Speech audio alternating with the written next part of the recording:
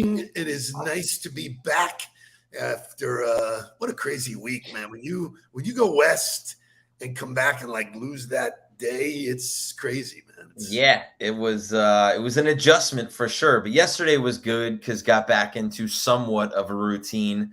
Obviously, it's still a little hectic with Jules being home and being sick, but we're making it happen. We're adapting, adjusting, and overcoming, and back on the East Coast time zone. So somewhat back in the swing of things, but no excuses. Still getting to the gym, still getting to work. Doesn't matter. Get better. Amen to that. Get better.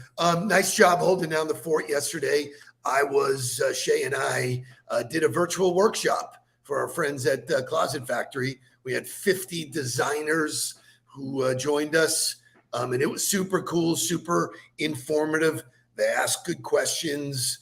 They got good answers. So it was fun. It was really cool. And, it's just one of those things that proves out that you can do this more often instead of pulling 45 people together in one place. It's easier for them to join where we were and do that. So I'm actually doing one in 2 weeks for them too, sort of a spring tune-up, if you will. So good shout out to our friends at Closet Factory. You mean to say that virtual training is the way of the future? Oh my God. You don't say, Mr. Revelation. Anyway, lots of good stuff going on in the world. I'm speaking today at lunchtime at Morton's in the Nudelbergs are on the stage today in all Palm Beach different areas. So they're a sold out event, man. They called and said, hey, please don't bring any more guests because today I'm bringing Nancy Stelway and Josh will be joining us. So it should be Josh Vandegrift will be joining us at Morton. So I've never met Josh in person, so this will be a first. Nancy, I love that. He's a friend and a client, and so lots of good stuff coming up. So busy day. I'm taking the train. I'm doing Ubers. It's plane, trains, and automobiles and all good stuff.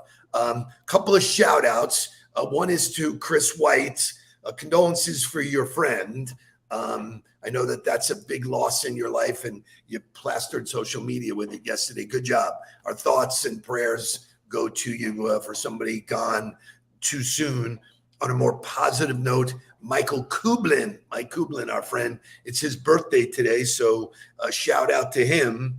And then here's a trivia question for everybody. Does anybody know who Seamus Power is? Seamus Power. What an unbelievable name. That's a great name. All names. I think he's Irish. I think he's Irish. I know Shay knows.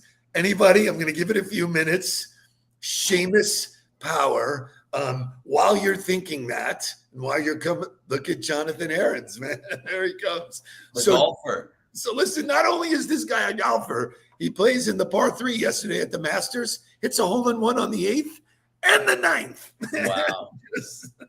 Well done, Jonathan Aarons, up with the Masters information and the news happening. Yeah, Casey, right? A good Italian name. It's a great Thursday. I mean, you got Holy Thursday for the people that are, that are part of the Holy Week. You've got the Masters starting today, which is obviously a great time.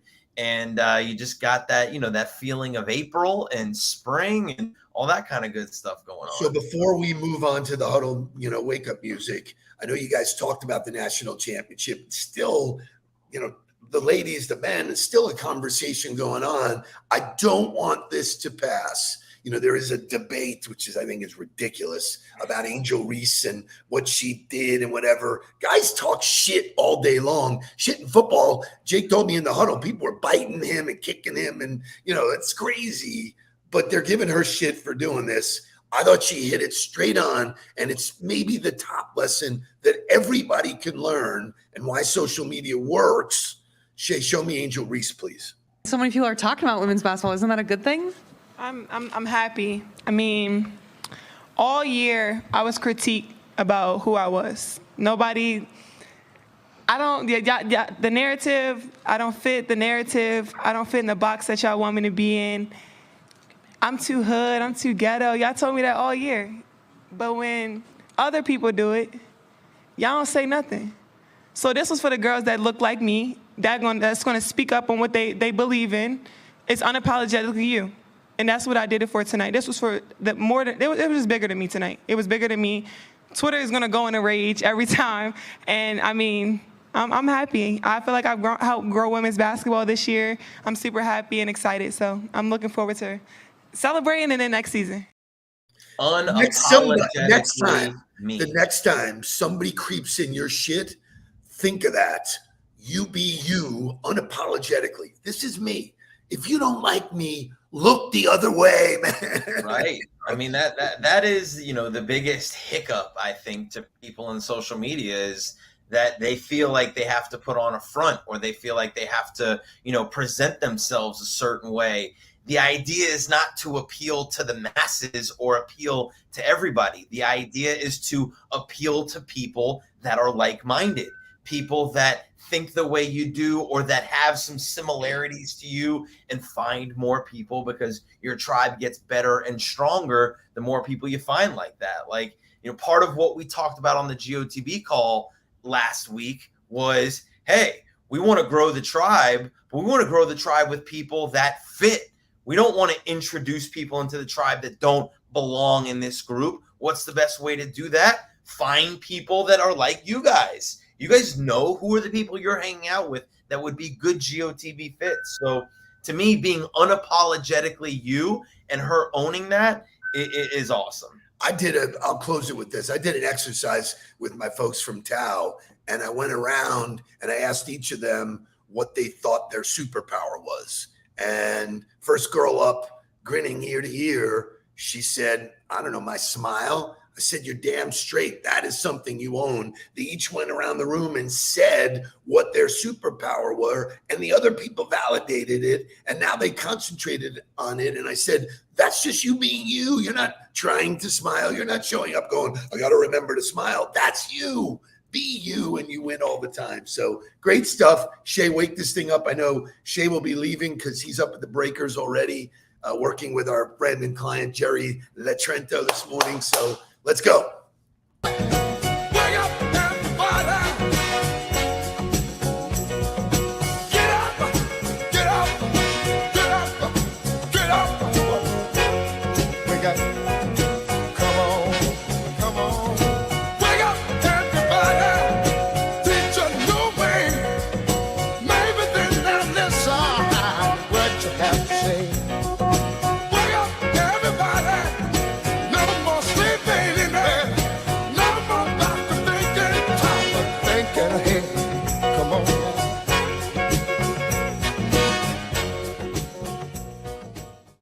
So I just took notice of a couple of things over the last couple of days, and I said, you know what? We used to have a segment called Things That Make You Go, Shay, do we have that teed up? Things that make you go, Things that make you go, Okay, so first question, things that make you go, When you go to the grocery store, do you return the cart when you are done? Yeah, I do. This is a big social media topic. There's a lot of people who have posted about this, and I've seen posts go viral about it. I do, because I think it's my responsibility they put the cart return out there for a reason. That's where it goes. Put it back where it goes, right? Like, and also there's nothing more annoying to me than when I go to pull into a spot and there's a cart sitting halfway in the spot that now I got to get out, move the cart so I can fully park in it. So yeah, I do. I put it back. So yeah, for me, it's like you were taught as a kid to put your toys away. Whatever you take out, you put back. I mean, to me, it seems logical. You don't even have to walk it all the way back to the store anymore. I am incensed when I see people just leave it in the middle. They don't even. I forget who posted this, but somebody had posted I'm not the person who brings the cart back. I know the people that work at these places, that's part of their responsibility. I'm not taking the responsibility away from them. It's their job to do it. And I chimed in dude, I just want you to know, I remember working at Publix, and there was nothing about being out there in a polo and slacks and an apron that I liked about walking the parking lot in 100-degree heat, grabbing everybody's carts that wouldn't take them back to the cart return.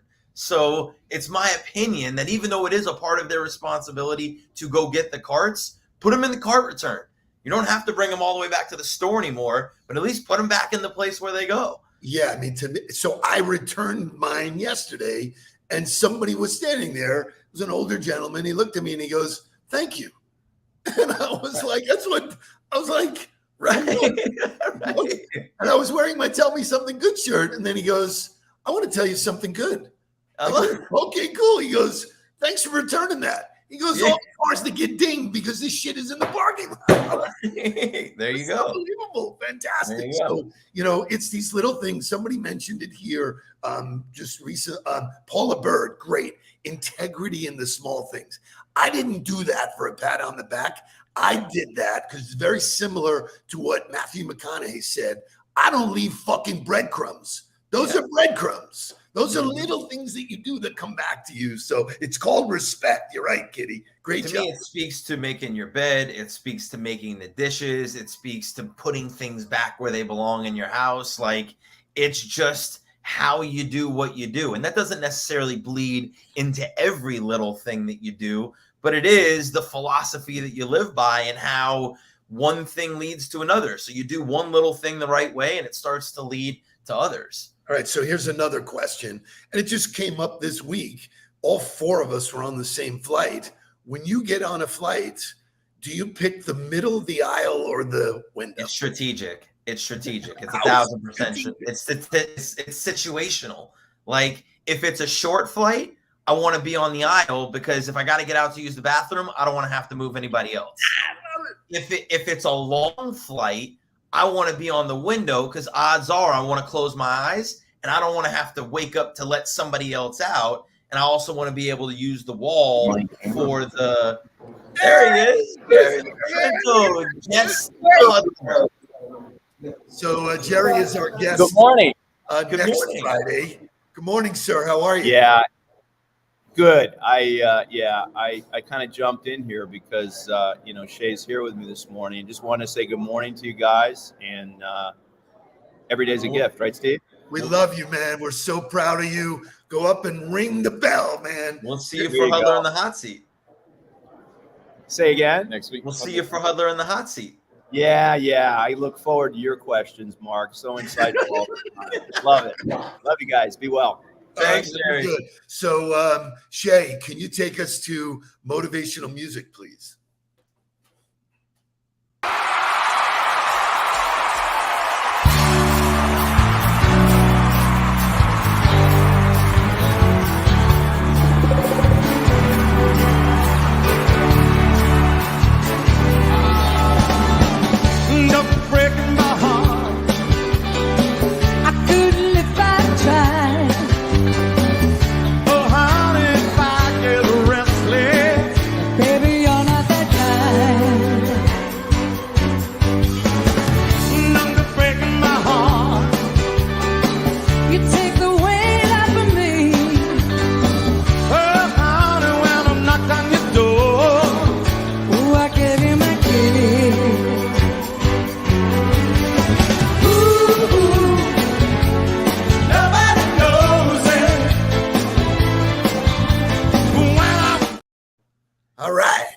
I was hoping that would I don't ride. think Jay's on the board anymore. I think it's me.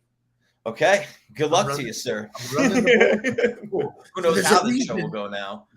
There's I mean, and you know what? We didn't talk about this, but I was impressed by Brad Lee's ability to run the studio on the show. hasn't left my brain.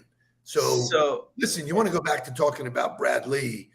Brad Lee is a unique individual, but certainly successful in his own mind. And we got in the room and went after it with each other, all of us. Yeah. He knew he was in the room with somebody else that knew their shit, which was really cool. But for me, it sharpened my axe big time.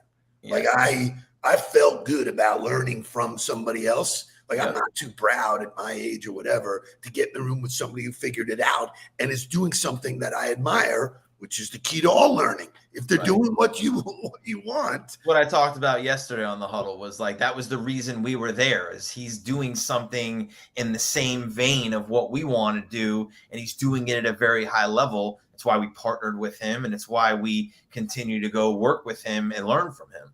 So the reason why I played that song is that today is National Sorry Charlie Day. Now, do you know who that character is, sir? Yeah, I know who that character is because I avoid that character like the plague. Okay, so what is that character? That's the tuna. It's the guy on the tuna can, bro. Like, What tuna? I hate tuna. Which tuna, though? Come on, man. Which tuna, man? You know? It's is it Bright Star or Nope. I don't know. It's Star. It's something Star. Yeah, I can see the packaging. I just know that as soon as I see it, I avoid it. Jim had Sunkissed. That's okay. Sunkissed. It's Starkissed is what Starkissed. Great job, everybody. So Charlie the Tuna was created 1961 by Leo Barnett, and it's one of the most recognized characters in American advertising. That was voted.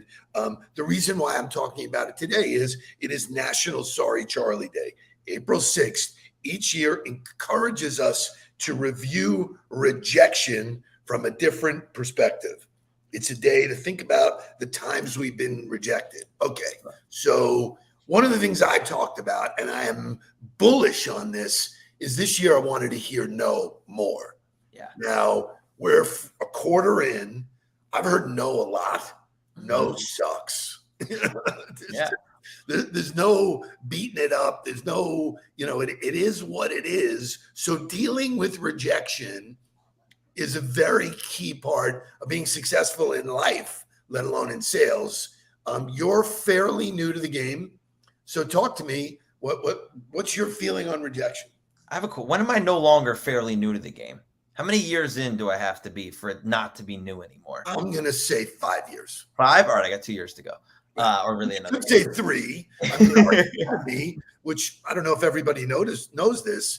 But So if you want to get in and learn, and you are 1 to 3 years in sales, if that's the early part of your career, you get a massive we scholarship. have a scholarship for you to the Yeah. GOTB Academy. So for those of you who know people that are in their first 3 years of their sales career that are looking to grow, looking to learn, you want to be able to help them, refer them to us, to the GOTB Academy, which is specifically for those young people. But last week, I got rejected about as fast as I've ever been rejected. Oh, that was fast. And from the exact opposite.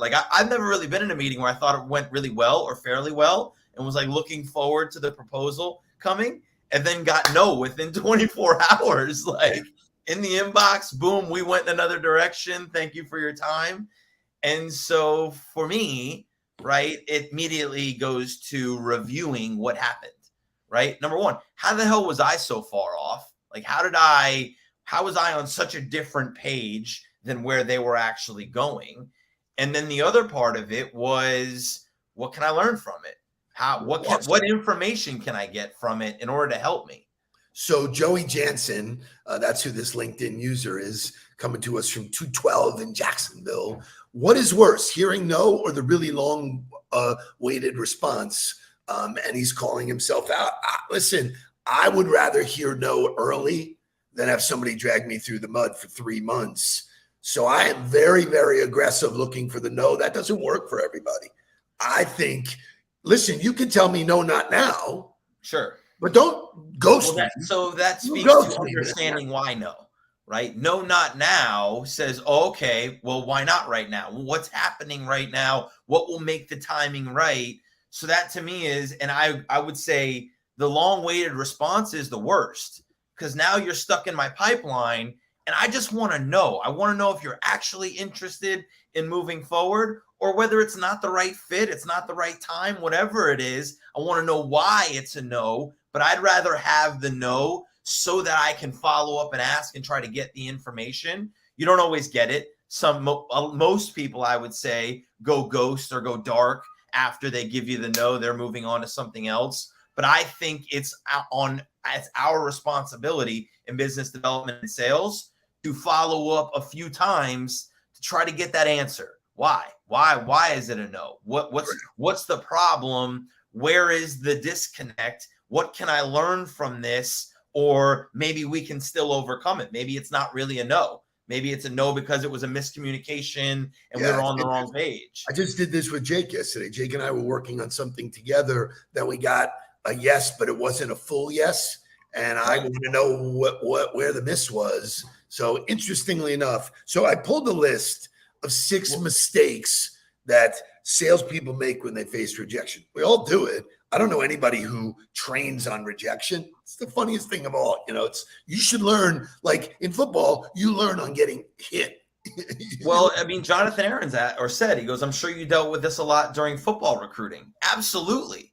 Right? Like when you're recruiting a massive amount of kids, or you're trying to decipher who you're really in the dance with, which is very similar to prospecting or creating opportunity, I got to figure out whether or not you're actually considering going to school with us. Otherwise, I'm wasting very valuable time and conversations that I could be having with somebody else that's actually interested in coming to school with us. So that to me is Joy. The maybe is bullshit. Right. You want to know maybe. Tell me no, or tell me no, not yet, or tell me I don't do business with bald guys. Cool. I want to know. Maybe is. Well, she said maybe it's a not yet. That's no, what she said. Well, I don't want maybe. Tell me it's not yet. Right. The maybe part of it is part of this dance. And I used this reference yesterday when I was in that workshop with people. It's a dance. Somebody's got to lead the dance. I'm a Fred Astaire fan. Somebody's got to lead the dance. It doesn't matter male or female. You need to lead the dance if you're responsible for leading. Right. So, so I think people are afraid to say no. They don't like confrontation, so they back away from it. I had a situation where I'm about to do business with somebody. We talked about doing something in April. I followed up after getting back from Vegas, and the response was, hey, I'm not ghosting you. And I said, I never said you were ghosting me. That's in your head. Like, you said something, so I think people dump this shit. It is so. Do I dare to say, give me overtime to you? Give me overtime. I think we could do that. I'm going to be late. You have to do it. Screw it. He's not here. You have to give us overtime. Overtime. Hold on. What's that? No way you can do that. And we'll go to overtime. Let's go. How did I do, man? So let me blast through these 6, right? This is the first one, which is really interesting. You can't argue about it, man. If they say no, it's no, man. Right. So arguing is different than trying to understand, right? If you're arguing that like, no, it can't be no, and you're trying to convince somebody that it's a yes, that's arguing. Right. But if you come back to a no and say, hey, I understand, or I hear you, I would love to understand why. Why is it a no? That's not arguing. That's going deeper. And that's the thing that has to happen. I love it. So, this idea that arguing, pouting, begging, bartering, the worst one is bridge burning. Because why would you do that? Why would you? You know what the commonality is between all 6 of those mistakes? What is it? You made it about you. Yeah. You made it about you. You made the no about you, and it's not about you, you moron. Moron. It's not about you. It's about them. It's about them. It's about their answer. It's about what's going on with them and why that's their answer. So the more personal you take the response, the more you take it into yourself and make it about you, the bigger trouble you're going to get in. Take yourself out of it. Try to understand them and be there for them. And you got a chance to overcome the no. You got a chance to move it to something else. And even if you don't overcome the no, you're going to learn something at least. I love it. So in closing, John George, which is that a new name to the Huddle? I believe it is. I don't know, John. John, where are you coming from? Board. If we know you and we're not recognizing you, apologies. But we sell the Tell Me Something Good t-shirts. They're amazing. It is an unbelievable conversation starter. So just reach out to me, Mark, or Shay, and we will. I'm going to say, if you go to ontheball.co, there may be a merchandise store there for you. It's coming. I'm not sure if it's alive, but we're changing our email extension. We're changing the website. So much change, so much good stuff. I got to go because I got a train to catch. I'm heading north, doing a bunch of stuff. We'll be out and about tomorrow morning. Tonight, hopefully see you in Boca for the event tonight. If you're not going and you want to go, reach out to us. We still have the ability to get you in the door. Who's the guest tomorrow? Who is the guest tomorrow? I don't know. I got to look at the list. I think it might be Matt Williams. Oh, if it's Fro Pro, man, that would be amazing. So look forward to it. Following week, Jerry Latrento. Great stuff. It's Thursday. Get out and kick some ass. And wait a minute. Hold on. I got to find this. Hold on. Give me. Please don't worry about me. I'm about to let my heart speak. My friends keep telling me to leave this. So let's get down to business. Let's get down to business. Give you one more night to get this. We've had a million nights. You also have to end the live. You haven't ended the live yet.